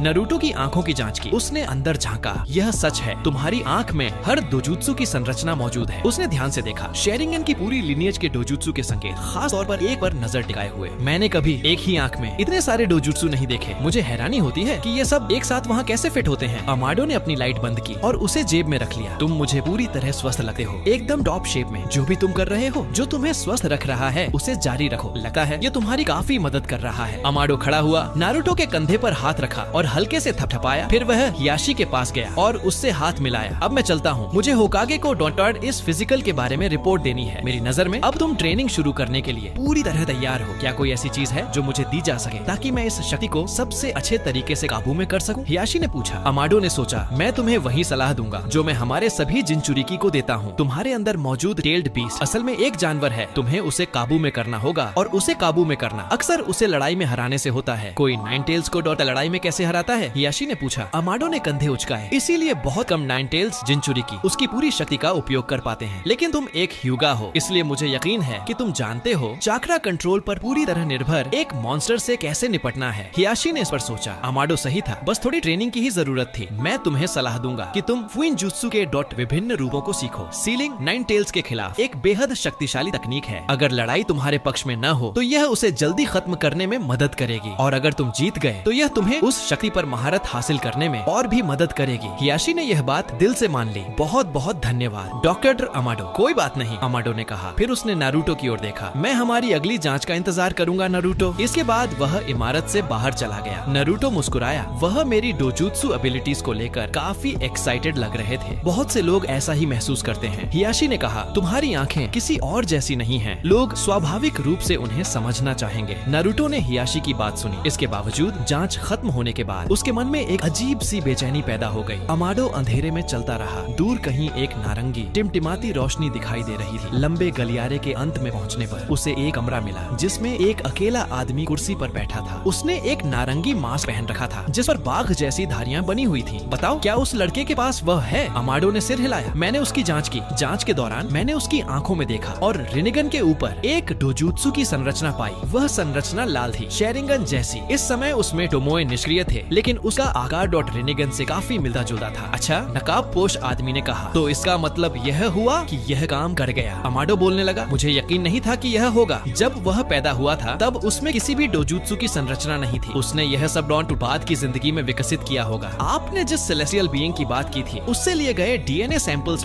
इस प्रक्रिया में बेहद अहम साबित हुए। लेकिन मेरा सवाल यह है, आपको मुझसे यह सब क्यों करवाना था? नकाबपोश आदमी आगे झुका। रिन्ने शेरिंगन अब तक का सबसे शक्तिशाली डोजुत्सु है। काफी समय तक यह माना जाता रहा कि इसे जागृत करने का एकमात्र तरीका टेंटेल्स की शक्ति को अवशोषित करना है, क्योंकि टेंटेल्स ही एकमात्र प्राणी था जिसके पास यह था, और वही इन्फिनिट त्सुकुयोमी को ब्रॉडकास्ट करने में सक्षम था। क्या तुम समझते हो अमाडो? आदमी ने सिर हिलाया। मैं समझता हूँ। इधर हायाशी फुइनजुत्सु के विभिन्न रूपों का अध्ययन कर रहा था। वह यह काम काफी समय से कर रहा था। ह्यूगा लोग सीलिंग जुत्सु से अनजान नहीं थे। उनके पास अपना खुद का फुइनजुत्सु था जो कर्स मार्क से की ज्यादा अलग नहीं था। इसे curse mark of the caged bird कहा जाता था, और कोई भी ह्यूगा सदस्य जिसके पास बैकुगान हो लेकिन जो मुख्य परिवार का हिस्सा न हो, उस पर यह लगाया जाता था। इसी अनुभव के कारण उसने जितने भी कर्स मार्क्स और सीलिंग फॉर्मूलास मिल सकते थे उनका गहराई से अध्ययन शुरू किया। उसने हर उस चीज को पढ़ा जो उसके हाथ लग सकी, यहाँ तक कि प्राचीन उजुमाकी स्क्रोल्स भी, जिन तक सामान्यतः होकागे की अनुमति के बिना पहुँचना संभव नहीं था। वह महीनों से अध्ययन कर रहा था, विभिन्न तरीकों से इन तकनीकों का अभ्यास कर रहा था, और अब उसे पूरा यकीन था कि उसने इन्हें काफी हद तक समझ लिया है। जैसे जैसे वह अभ्यास करता गया उसे यकीन होने लगा कि जरूरत पड़ने पर वह इन्हें पूरी तरह इस्तेमाल कर सकेगा। इस सब के दौरान वह जानता था कि नाइनटेल्स को हराने के लिए उसे एक ठोस योजना चाहिए होगी। हाँ, वह उसे अनसील और फिर से सील कर सकता था, लेकिन असली समस्या सीलिंग नहीं थी, बल्कि उस बीस्ट से डॉटर शक्ति को काबू में करना था। यह देखते हुए कि नाइनटेल्स अपने जिनचुरिकी पर कभी भरोसा नहीं करता और न ही अपनी शक्ति स्वेच्छा से साझा करता है, उसके पास सिर्फ एक ही रास्ता था, उसे दबाना और उसकी शक्ति छीनना। इसी उद्देश्य से उसने टेल्ड बीस्ट की डॉटर जैविक संरचना का अध्ययन शुरू किया। उसका मानना था कि उनमें टेनकेत्सु होते होंगे। उसका सबसे बड़ा डर यह था कि चूंकि टेल्ड बीस्ट खुद चाक्रा से बने होते हैं, शायद उनमें कोई वास्तविक टेनकेत्सु न हो। लेकिन फिर भी जिस तरह टेल्ड बीस्ट जिनचुरिकी से निकलने के बाद या मारे जाने पर भौतिक रूप ले लेते हैं, इससे यह स्पष्ट था कि उनके पास डॉट एक शारीरिक संरचना होती है, और इसका मतलब था कि उनके पास टेनकेत्सु भी होते हैं। यह अच्छी खबर थी, क्योंकि वही चीज वह इस्तेमाल करने वाला था। नाइनटेल्स बेहद विशाल था और हायाशी को लगता था कि उसे सीधे भिड़ना बेवकूफी होगी। उसे ऐसा तरीका चाहिए था जिससे वह डॉट कम से कम बल का प्रयोग करके किसी बेहद ताकतवर को डॉट गिरा सके, और यही वह जगह थी जहां जेंटल फिस्ट सबसे कारगर साबित होती है। इसलिए उसने तय किया कि वह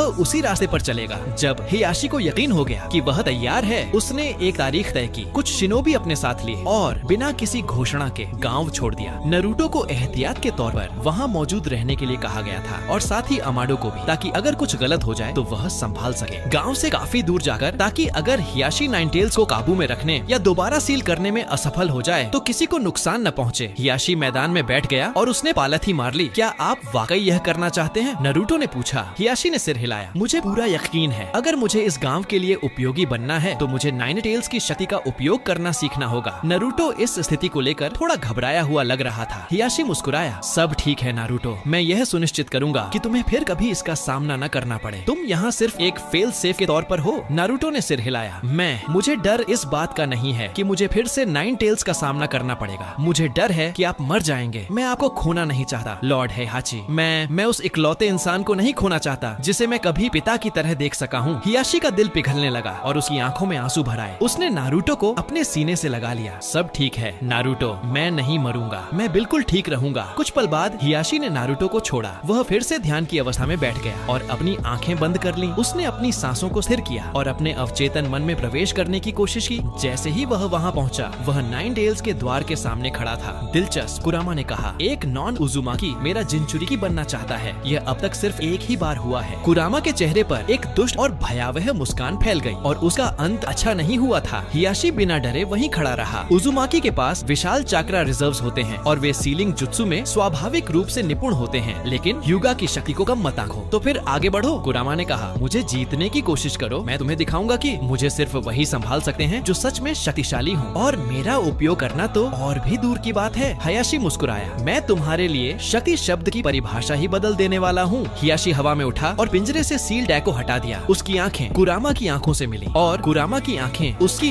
दोनों एक दूसरे को घूरते हुए एक दूसरे का आकलन आकलन कर रहे थे। कुरामा के आत्मविश्वास के बावजूद अंदर ही अंदर वह उसे कम आंकने से बचने की कोशिश कर रहा था। वहीं दूसरी ओर हियाशी नाइनटेल्स की भावनात्मक चालों और मानसिक दबाव को भांपते हुए खुद को पूरी तरह काबू में रखे हुए था और सिर्फ अति आत्मविश्वास दिखा रहा था। हियाशी को जानबूझकर खुद को अत्यधिक आत्मविश्वास में डुबोना पड़ रहा था, यहाँ तक कि मूर्खता की हद, क्योंकि अगर वह ऐसा नहीं करता तो उसकी असली दहशत सामने आ जाती कि वह यह सब करते हुए कितना डरा हुआ था। हियाशी ने मुस्कान दी और उसे देखकर कुरामा ने भी मुस्कान लौटा दी। या तो तुम छिपकर बहुत ताकतवर हो या फिर बेहद मूर्ख, कुरामा ने कहा। जैसे ही तुम सील खोलोगे हमें पता चल जाएगा कि इनमें से कौन सा सच है। हियाशी ने सील पर हाथ रखा। शुरू करने से पहले कुछ और कहना चाहोगे? अगर तुम अपनी चाकरा स्वेच्छा से सौंपना चाहते हो तो अभी अच्छा समय है। हियाशी ने कहा, मैं तुम्हारे लिए एक बड़ा पिंजरा भी बनवा सकता हूँ, ट्रीट्स के साथ। कुरामा जोर से हंसने लगा। क्या पहले ही रिश्वत देने की कोशिश कर रहे हो? नहीं, हियाशी ने कहा, मैं बस तुम्हें एक निष्पक्ष मौका दे रहा हूँ कि तुम्हारी अच्छी खासी पिटाई न हो। ये कहते हुए हियाशी ने सील खोल दिया। वह तुरंत एक तरफ हट गया ताकि नाइनटेल्स को बाहर निकलने की जगह मिल सके। हियाशी मूर्ख नहीं था, उसे पता था कि वह कभी भी नाइनटेल्स की कच्ची शारीरिक ताकत का सीधे सामना नहीं कर सका और यह अच्छा ही हुआ कि उसने ऐसा किया, क्योंकि नाइनटेल्स बेहद आक्रामक तरीके से बाहर निकला। हियाशी नहीं जानता था कि कुरामा को उसकी तकनीकों की जानकारी थी या नहीं, लेकिन वह यह जरूर जानता था कि यह लड़ाई मजाक नहीं थी और नाइनटेल्स को कम आंकना बेवकूफी होगी। जैसे ही वह बाहर आया उसने अपने पंजे हियाशी पर झपटे, जिससे क्लैन हेड को दाएं बाएं कूदकर बचना पड़ा ताकि वह चीर फाड़ से बच सके। हियाशी को बीस्ट की गति देखकर थोड़ा आश्चर्य हुआ। इतने भारी शरीर के साथ उसे लगा था कि वह धीमी गति से ही चल पाएगा, लेकिन ऐसा लग रहा था कि वह बीस्ट अपने आकार के हिसाब से काफी हल्का था। शायद यही उसकी तेज रफ्तार का कारण था। कूदते फांदते हुए हियाशी ने अपना ब्याकुगान सक्रिय किया और यह देखकर संतुष्ट हुआ कि नाइनटेल्स में वही सभी टेनकेत्सु मौजूद थे जिनकी उसे उम्मीद थी। इसका मतलब था कि अगर वह काफी पास पहुंच सका तो वह उसे दबा सकता था। फिर भी इस समय वह पूरी तरह रक्षात्मक स्थिति में था और हमला करने के लिए उसे अभी मौका नहीं मिल रहा था। नाइनटेल्स इस बिल्ली चूहे के खेल से ऊबकर अपने मुंह में एक टेल्ड बीस्ट बॉल बनाने लगा और उसे जमीन पर दाग दिया। एक जबरदस्त विस्फोट हुआ जिसने हियाशी ह्यूगा को दूर जा पटक दिया। उसने 8 ट्रिग्राम पाल्म रोटेशन का उपयोग करके होने वाले नुकसान को काफी हद तक कम कर लिया। फिर भी उस चाकरा की दीवार के बनने के बावजूद बीस्ट की अपनी चाकरा उसे पार कर गई। जब वह काफी दूर जाकर जमीन पर गिरा तो उसे अपने शरीर पर जलन महसूस होने लगी। ये तो काफी दर्दनाक था, उसने कहा। जब वह फिर से किसी तरह अपने पैरों पर खड़ा हुआ, नाइनटेल्स भी थोड़ी दूरी पर जा गिरा था और अब फिर से उठ रहा था। ये खुद को चोट पहुंचाने को भी तैयार था, सिर्फ मुझे चोट पहुंचाने के लिए। हियाशी ने सोचा, ये तो पागलपन है। लगता है अब ये मुझे सच में गंभीरता से ले रहा है। हियाशी को लगा कि उस हमले से बचाव करते हुए उसने काफी चाकरा खर्च कर दी है और अब वह मन ही मन हिसाब लगा रहा था कि क्या उसके पास अभी भी इतनी चाकरा बची है कि थोड़ी और लड़ाई के बाद भी वह नाइनटेल्स को सील कर सके। उसे पूरा भरोसा था कि थोड़ी और लड़ाई के बाद भी वह सीलिंग टेक्निक का इस्तेमाल कर पाएगा, इसलिए वह दूर खड़े बीस्ट की ओर दौड़ पड़ा। जैसे ही उसके पैर जमीन पर जमी, पतली पानी की परत को चीरते हुए आगे बढ़े, नाइनटेल्स ने एक और टेल्ड बीस्ट बॉल तैयार कर लिया। उसने उसे हियाशी की ओर दाग दिया, जिसे हियाशी ने एक शैडो क्लोन की मदद से चकमा दे दिया। हियाशी मुस्कुराया और सोचा कि नारुतो को यह देखकर कितना गर्व होता कि हियाशी उसकी खास टेक्निक का उपयोग कर रहा है। जैसे जैसे वह पास आता गया, हियाशी ने हमला करने की सबसे सही जगह की गणना शुरू कर दी। बीस्ट का पूरा शरीर टेनकेत्सु से भरा हुआ था, लेकिन एक ऐसा टेनकेत्सु था जिसे छूते ही वह बीस्ट को काफी देर के लिए निष्क्रिय कर सकता था। उसे उस टेनकेत्सु पर वार करना था जो पूरे सिस्टम को नियंत्रित करता है। हर जीव के शरीर के केंद्र में डॉट चाकरा एक विशाल नीली ज्वाला की तरह जलती है। इसी स्रोत से चाकरा पूरे शरीर में फैलती है। अगर वह उस ज्वाला के केंद्र वाले टेनकेत्सु को छू ले तो वह चाकरा के प्रवाह को अपनी इच्छा के अनुसार रोक सकता था। सबसे अच्छी बात यह थी कि नाइनटेल्स की मौजूदा मुद्रा में यह टेनकेत्सु काफी हद तक असुरक्षित था। हियाशी को बस इन हमलों से बचते हुए उसके पास पहुंचना था। अगर वह बीस्ट की रक्षा पंक्ति को पार कर लेता तो लड़ाई वहीं खत्म हो जाती। हियाशी और पास आया और शैडो क्लोन्स की मदद से टेल्ड बीस्ट बॉल से बचता रहा। उसने कई शैडो क्लोन्स बनाए ताकि बीस्ट भ्रमित रहे और उसे बचाव में मदद मिले। इतना पास आकर नाइनटेल्स असली हियाशी को पहचान नहीं पाया और बस इधर उधर पंजे मारने लगा। उसे पता ही नहीं था कि हियाशी बगल से आ रहा है और उसके साथ एक और शैडो क्लोन भी है। जैसे ही वह नाइनटेल्स के नीचे पहुंचा, उसके क्लोन ने उसे ऊपर उछालने की मुद्रा बना ली। हियाशी क्लोन की ओर दौड़ा और उसके हथेलियों में छलांग लगा दी। क्लोन ने उसे ऊपर की ओर धकेला और हियाशी ने उसी हाथ से जोर लगाकर खुद को और ऊपर उछाल दिया। वह सीधे नाइनटेल्स के पेट की ओर उड़ा और वहां सबसे नरम जगह पर अपनी मुट्ठी जमा दी, ठीक उसी जगह जहां वह टेनकेत्सु मौजूद था। जैसे ही वार पड़ा, नाइनटेल्स की सांस जैसे थम सी गई और उसका सोलर प्लेक्सस अजीब तरह से ठंडा पड़ने लगा।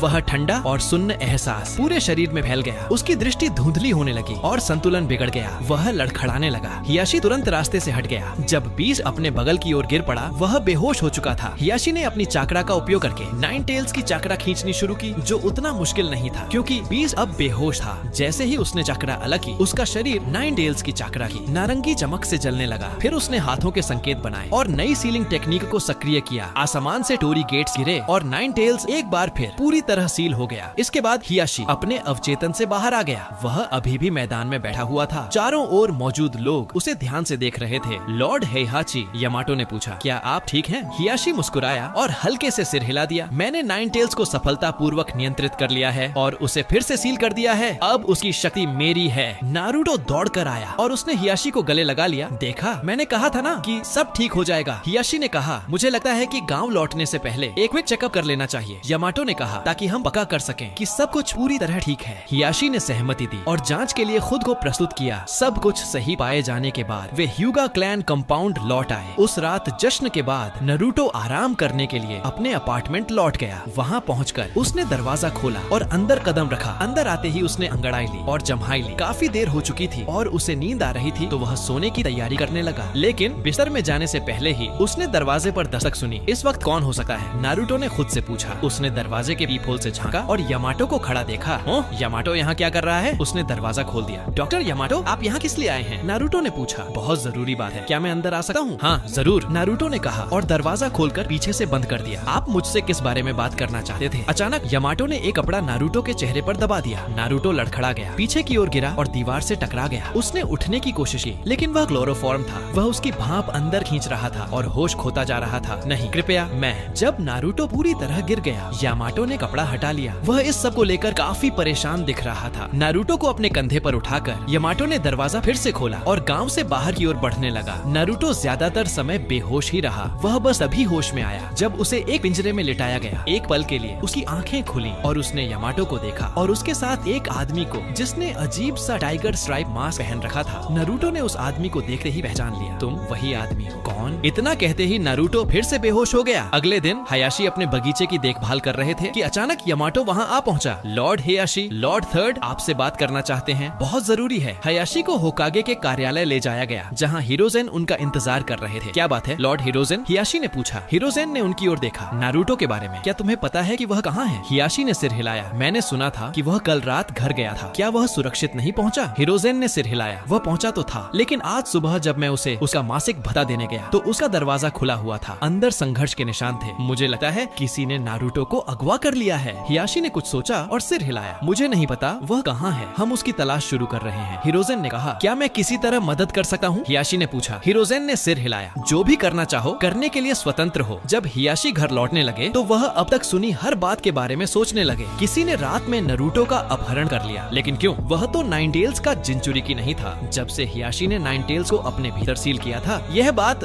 दूर दूर तक फैल चुकी थी कि नारुतो कभी जिंचुरिकी था ही नहीं, बल्कि असली जिंचुरिकी अब हियाशी है। यह बात बहुतों के लिए चौंकाने वाली थी। या तो किसी तक ये खबर पहुंची नहीं, या फिर कोई और वजह है। तभी हियाशी को एहसास हुआ उसका डोजुत्सु, उन्हें उसका डोजुत्सु चाहिए। उसी पल उसे नारुतो की एक बात याद आई, मुझे जल्दी करनी होगी। हियाशी तुरंत ह्यूगा क्लैन कंपाउंड लौटे ताकि नारुतो को ढूंढने के लिए अपनी ताकत इकट्ठा कर सके। नारुतो की आंखें फिर से खुली। मैं कहाँ हूँ? उसने खुद को एक कुर्सी से बंधा हुआ पाया। एक कमरे के बीचों बीच चारों ओर मशालें जल रही थीं और उसके सामने एक मास्क्ड मैन खड़ा था, जिसके साथ अमाटो भी था। अमाटो, ये सब क्या हो रहा है? तुम जानते हो ये आदमी कौन है ना? नारुतो ने कहा। ये वही मास्क्ड आदमी है जिसने मेरे माता पिता को मारा था। तुम उसके साथ क्यों हो? अमाटो ने नजरें फेर ली और मास्क्ड मैन बोलने लगा। वह हमेशा मेरी तरफ रहा है नारुतो, तुम्हारे पैदा होने से भी पहले। नारुतो पूरी तरह उलझ गया। मैं समझ नहीं पा रहा। मास्क्ड मैन ने बात जारी रखी। क्या तुमने कभी अपने डोजुत्सु के बारे में सोचा है? नारुतो और ज्यादा भ्रमित हो गया। तुम क्या कह रहे हो? अमाटो, ये क्या कह रहा है? तुम्हारा डोजुत्सु, मास्क्ड मैन ने कहा, मेरी बनाई हुई रचना है। तुम्हारे भीतर न तो उचिहा का खून है और न ही ह्यूगा का। यह सब अमाटो और उसके जेनेटिक एक्सपेरिमेंट्स का नतीजा है। जब तुम अभी अपनी माँ के गर्भ में ही विकसित हो रहे थे, वह आगे बोला, तब अमाटो ने एक सेलेस्टियल बीइंग के डीएनए को, जिसे हमने खोजा था, तुम्हारे शरीर में शामिल करना शुरू कर दिया। नारुतो ने अमाटो की ओर देखा। अमाटो, जब मेरी माँ तुम्हारे पास आती थी, ये कहते हुए कि उसे कुछ ठीक नहीं लग रहा और तुम उसे इंजेक्शंस देते थे, वह सब मुझे माफ करना। अमाटो ने कहा, मैं लीफ से, होकागे से, तुम्हारी माँ से या तुमसे गद्दारी नहीं करना चाहता था। तो फिर क्यों? नारुतो ने गुस्से में पूछा। अमाटो ने उसकी ओर देखा। मेरी बेटी। नारुतो उलझ गया। तुम्हारी बेटी? अमाटो ने सिर हिलाया। मेरी बेटी बीमार थी, बहुत ज्यादा बीमार। मैंने जीन थेरेपी के जरिए उसे ठीक करने का रास्ता ढूंढना ढूंढना शुरू किया, लेकिन जब कोई और विकल्प नहीं बचा तो मैंने उसके शरीर को क्लोन करने के बारे में सोचा, लेकिन कुछ गलत हो गया। क्लोन जीवित रहने लायक नहीं था, मेरे पास कोई रास्ता नहीं बचा और उसके पास कोई समय नहीं, वह मर गई और मैं पूरी तरह टूट गया। तभी इस आदमी ने मुझसे संपर्क किया। उसने कहा कि अगर मैं उसे रिने शेरिंगन दे दूं तो वह मेरी बेटी को वापस ला सकता है, लेकिन उसके लिए मुझे पहले किसी ऐसे इंसान में इसे विकसित करना था जिसके पास इतना मजबूत चाक्रा वेल हो कि वह इसे संभाल सके, जो उस डीएनए के साथ कंपैटिबल हो, और वह तुम थे। मुझे बहुत अफसोस है नारुतो, कृपया मुझे माफ कर दो। मैं वादा करता हूँ हम तुम्हें मारेंगे नहीं, हमें बस तुम्हारी आंखें चाहिए, बस इतना ही। तुम्हें उनकी कमी भी महसूस नहीं होगी, क्योंकि जब इन्फिनिट त्सुकुयोमी डाली जाएगी तो तुम भी बाकी सबकी तरह एक सपने में चले जाओगे, एक ऐसा सपना जहाँ सब कुछ परफेक्ट होगा। इन्फिनिट त्सुकुयोमी, नारुतो ने दोहराया। वह तो एक खतरनाक जेंजुत्सु है, उसने एक बार दुनिया को लगभग खत्म ही कर दिया था। क्या तुम सच में वही चाहते हो, दुनिया के अंत के जिम्मेदार बनना? नहीं, अमाडो उस पर चिल्लाया। मैं नहीं चाहता, लेकिन मैं उस दुनिया में नहीं जी सकता जहाँ मेरी बेटी मौजूद ही ना हो, और तुम्हें जीना भी नहीं पड़ेगा मेरे दोस्त, मास्केड मैन ने कहा। अब जब मेरे पास रिने शेरिंगन है तो मैं उन सबको वापस ला सकता हूँ जिन्हें हमने खो दिया। नारुतो ने गहरी सांस ली। मुझे अफसोस है, लेकिन तुम दोनों अब निराश होने वाले हो, नारुतो ने कहा। मास्केड मैन और अमाडो ने हैरानी से उसकी ओर देखा। नारुतो ने सिर उठाया। मुझे पहले से पता था कि यह होने वाला है। अमाडो चौंक गया। तुम्हें पता था? नारुतो ने सिर हिलाया। काफी समय पहले से, तभी जब तुमने मेरी आंखों की जांच की थी। मैंने किसी को कुछ नहीं बताया क्योंकि मैं खुद भी यकीन नहीं कर पा रहा था कि अमाडो हमारे साथ ऐसा कर सकता है। और अब जब मैं तुम्हारी बात सुन रहा हूँ तो मैं तुम्हें पूरी तरह दोष भी नहीं दे सकता। तुम एक टूटे हुए इंसान हो जिसने सब कुछ खो दिया है, लेकिन मुझे यह बताते हुए दुख हो रहा है कि भले ही मुझे यकीन नहीं था कि यह होगा, मैंने इसके लिए तैयारी कर रखी थी। नारुतो ने सिर उठाया और अपने बाल पीछे झटके। उसके गले के नीचे एक सील दिखाई दी, केज्ड बर्ड का कर्स मार्क। अमाडो सन्न रह गया। नहीं, तुमने हमारे साथ ऐसा कैसे कर दिया? नारुतो ने आह भरी। हियाशी ने मुझसे कहा था कि मेरा डोजुत्सु खास है और लोग इसे पाने जरूर आएंगे, और इसे बचाने का सबसे अच्छा तरीका यही है कि मैं इस पर सील लगा दूं। उस वक्त मैंने मना कर दिया था, लेकिन मिराइगन के उस विजन के बाद मेरे पास कोई और रास्ता नहीं बचा। अमाडो घुटनों के बल गिर पड़ा। सब खत्म हो गया, उसने कहा। मास्केड मैन ने उसकी ओर देखा। अभी नहीं अमाडो, हो सकता है हम अभी उसका डोजुत्सु न निकाल सकें, लेकिन हम उसे मजबूर कर सकते हैं कि वह उसे हमारे लिए इस्तेमाल करे। अमाडो ने सिर उठाया। क्या? मास्केड मैन ने नारुतो की ओर देखा और अपना मास्क उतार दिया। उसकी एक आंख में मंजेक्यू शेरिंगन था और दूसरी में रिनेगैन। सिर्फ एक नजर से उसने नारुतो को जेंजुत्सु में डाल दिया। अब हमें बस रात होने का इंतजार करना है, फिर इन्फिनिट त्सुकुयोमी डाली जाएगी। जैसे ही वे चांद के उगने की तैयारी कर रहे थे, वहाँ तैनात जेत्सु गार्ड्स भागते हुए आए। कोनोहान इनकी सेना आ रही है, उन्होंने बताया। क्या हो रहा है? ओबिटो ने पूछा। हमें ढूंढ लिया गया है, व्हाइट जेत्सु ने कहा। जब हियाशी आगे बढ़ रहा था तो उसे सुकून था कि नारुतो ने आखिरकार केज्ड बर्ड सील स्वीकार कर ली थी। वह सील सिर्फ उसके डोजुत्सु को सुरक्षित रखने के लिए ही नहीं बनी थी, बल्कि हियाशी को नारुतो को ट्रैक करने की क्षमता भी देती थी। यह याद आते ही हियाशी ने हिरुज़न को सूचना दी। अब एक पूरी सेना इकट्ठा हो चुकी थी और वे नारुतो की कर्स मार्क लोकेशन की ओर बढ़ रहे थे। जब वे वहां पहुंचे तो उन्होंने देखा कि सामने जेत्सु की सेना पहले से मौजूद थी। हियाशी पूरे बैटल आर्मर में फ्रंट लाइंस का नेतृत्व कर रहा था। अपनी अपार शक्ति और उम्र से आई बुद्धिमत्ता के कारण उसने सेना की ओर इशारा किया और जोर से चिल्लाया, आगे बढ़ो, और वे बढ़ पड़े। सच कहें तो इतनी जल्दी सेना इकट्ठा हो पाना काफी हद तक सस्के की वजह से था, जिसने हिरुज़ेन को बताया था कि नारुतो के पास क्या है और उस स्टोन टैबलेट में क्या लिखा था जिसे नारुतो ने डिकोड किया था। इसकी अहमियत समझते ही वे बिना देर किए युद्ध के लिए निकल पड़े। और अब दुश्मन की ओर दौड़ते हुए हायाशी के दिमाग में सिर्फ एक ही बात थी, नारुतो को बचाना। नाइन टेल्स चाक्रा मोड सक्रिय करते ही हियाशी ने जेत्सु पर धावा बोल दिया। वह बिजली की तरह उनके बीच से गुजर गया। नाइन टेल्स की चाक्रा सेंसिंग क्षमता जो भावनाओं को भी पहचान सकती थी, और ब्याकुगान के साथ मिलकर हियाशी युद्ध भूमि का सबसे ज्यादा जानकार योद्धा बन चुका था। उसे पता था कि दोनों पक्षों में कितने योद्धा हैं, और वह उसी पल रणनीतियां भी बना रहा था। जब जेत्सु ने उसे घेरने की कोशिश की तो उसे हर हमला पहले से पता था कि किस दिशा से आ रहा है। हर टेनकेत्सु से चाक्रा छोड़ने की क्षमता और नाइन टेल्स की ताकत को मिलाकर हियाशी के शरीर से हर दिशा में स्पाइक्स निकल आए जो हर जेत्सु को भेदते चले गए।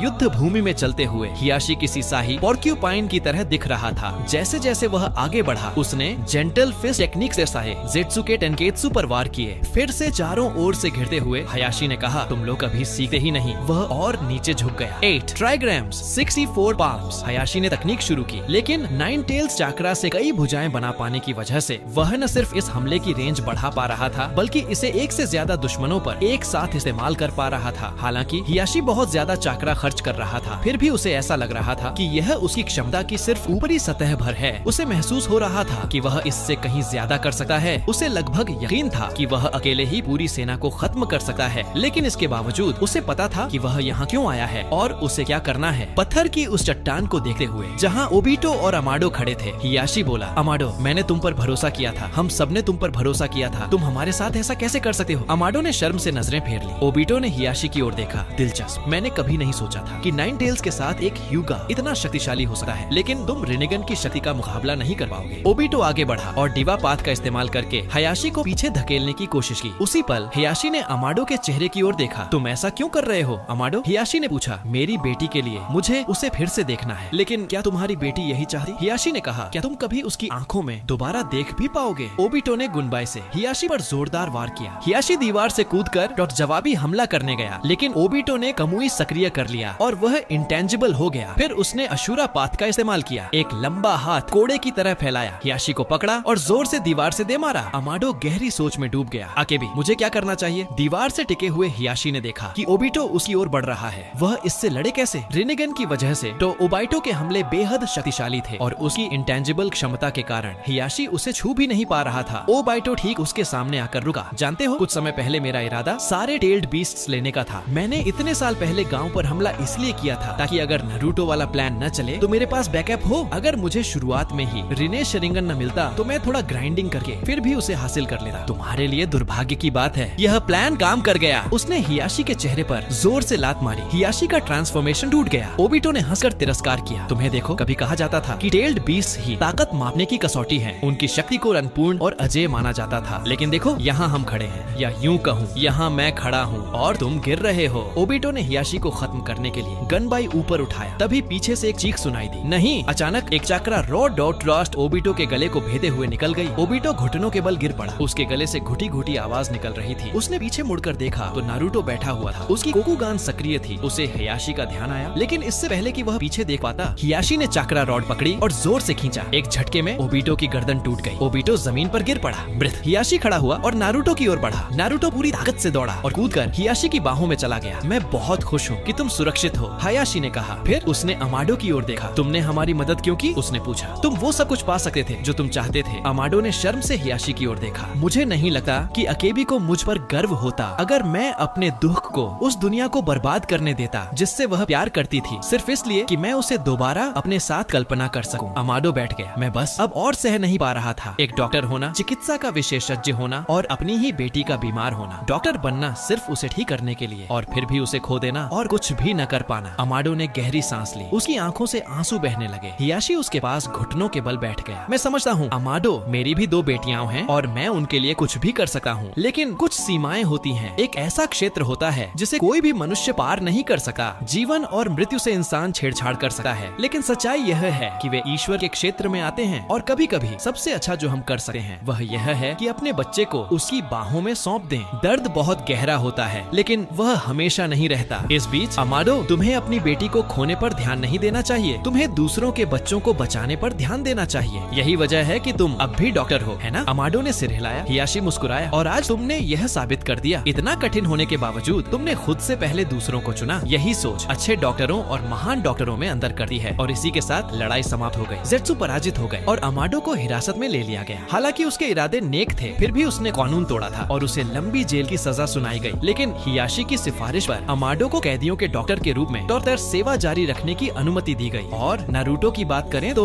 नारुतो को एक चिट्ठी मिली। उसमें लिखा था, कृपया जितनी जल्दी हो सके ह्यूगा क्लैन कंपाउंड आ जाइए। सबसे बुरे की आशंका में नारुतो ने अपना सामान उठाया और कंपाउंड की ओर निकल पड़ा। जब वह फाटकों पर पहुंचा, वह दौड़ते हुए अंदर गया और अचानक रुक गया। वहाँ सभी ह्यूगा खड़े थे। वे सब मुस्कुरा रहे थे और चुपचाप खड़े थे, जैसे आगे जाने का रास्ता पहरा दे रहे हों। नारुतो आगे बढ़ा। उस रास्ते के अंत में हियाशी, हिनाता, हनाबी और नेजी खड़े थे। वे औपचारिक वस्त्रों में थे और मुस्कुरा रहे थे। नारुतो हियाशी के करीब पहुंचा। करीब आते ही उसने फुसफुसाकर पूछा, क्या हो रहा है? हियाशी ने नारुतो के कंधे पर हाथ रखा। हम जश्न मना रहे हैं। किस बात का? नारुतो ने पूछा। हियाशी की मुस्कान और चौड़ी हो गई। तुम्हारा? नारुतो उलझन में पड़ गया। मेरा? हियाशी बोला। नारुतो, इन महीनों में जब से मैं तुम्हें जानता हूँ, तुमने मेरी जिंदगी को उस तरह बदला है जैसे सिर्फ मेरी बेटियां और नेजी ही बदल सके। मैं तुम्हें लगभग खो ही बैठा था। अमाडो ने मुझे सिखाया कि जब तक परिवार साथ है उसे थामे रखना कितना जरूरी है, क्योंकि तुम्हें कभी नहीं पता क्या हो जाए या वे कब चले जाएं। इसीलिए मैंने हिराजान से अनुमति ले ली है। हियाशी नारुतो के सामने घुटनों के बल बैठ गया। नारुतो, मैं तुम्हें गोद लेना चाहता हूँ। नारुतो की आंखें फैल गईं। गोद लेना? हियाशी ने सिर हिलाया। अगर तुम चाहो तो। हियाशी ने नजरें फेर ली। मुझे पता है यह अचानक है, लेकिन मैं तुम्हें अपने पास रखना चाहता हूँ। तुम मेरे बेटे जैसे हो और मैं तुम्हें अकेला नहीं दे। नारुतो उसकी बाहों में गिर पड़ा। कांपते हुए, रोते हुए उसने जोर जोर से सिर हिलाया। हाँ हाँ, मैं आपके परिवार का हिस्सा बनना चाहता हूँ। हियाशी मुस्कुराया। अब इससे पहले कि कोई सोचे कि हियाशी कठोर दिल है, ऐसा नहीं है। सस्के के पास भी रहने की कोई जगह नहीं थी और नारुतो को प्रशिक्षित करने के दौरान हियाशी उसके भी करीब आ गया था। सस्के को भी यूगा क्लैन कंपाउंड में रहने की अनुमति दी गई। शुरुआत में वह हिचकिचाया क्योंकि उसका कभी परिवार और कबीला था और उसने सब कुछ खो दिया था, लेकिन हियाशी ने उसे नफरत छोड़ने और प्यार को एक और मौका का देने के लिए मनाया और अब वे सब साथ थे। उन्होंने जश्न मनाया। सब एक मेज पर बैठे भव्य भोज का आनंद लेने के लिए तैयार। हियाशी खड़ा हुआ और अपना प्याला उठाया परिवार के नाम, और इसी के साथ यह कहानी समाप्त होती है। दोस्तों, अगर आपको ये वीडियो पसंद आया हो तो नीचे हाइप बटन दबाना मत भूलो। वीडियो को लाइक और शेयर करना बिल्कुल मत भूलिएगा। और हाँ, बीच बीच में आप लोग कमेंट में अपनी व्हाट इफ स्टोरीज जरूर सजेस्ट करना, ताकि हम अगले एपिसोड में आपकी पसंद की कहानी लेकर आएं। आने वाला वीडियो मिस न हो, इसके लिए चैनल को सब्सक्राइब जरूर करें। आपका प्यार और सपोर्ट ही हमें और भी रोमांचक कहानियाँ लाने की ताकत देता है। यहीं पर इस वीडियो को खत्म करते हैं। मिलते हैं अगले वीडियो में।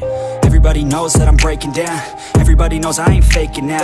Everybody knows my heart's vacant now. Yeah, she hates me now, I made mistakes, but now I don't ever wanna be alone. I don't really ever feel at home. On my own, in the zone, that's the only way I know.